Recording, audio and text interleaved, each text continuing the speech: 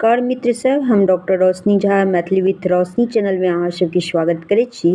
तऽ आइ हम मिथिलाक्षरक य ल व ल के एलहुँ हँ। प फ ब ब तक अहाँ सबके सिखेने रही, तऽ स्टेट परीक्षा देखैत फिलहाल ओकरा हम छोड़ि देने रही। तऽ आइ जे छै से हम य ल व ल के एलहुँ हँ। तऽ अहाँ सब जे छै से हमरा संगे प्रैक्टिस करू। देखियौ, एना के लिखियौ, ई भऽ गेलै य, ठीक छै। एना कऽ लिखियौ, ई भऽ गेलै र। एना कऽ लिखियौ, ई भऽ गेलै ल। एना कऽ लिखियौ, ई भऽ गेलै व।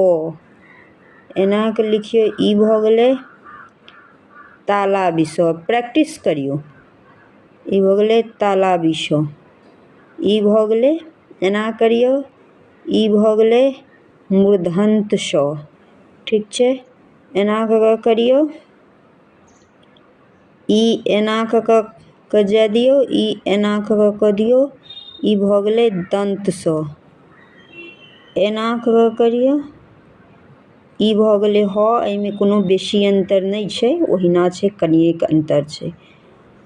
फेर एना करियौ, ठीक छै। एकरा एना कऽ लऽ जइयौ, ई भऽ गेल अक्ष, ठीक छै।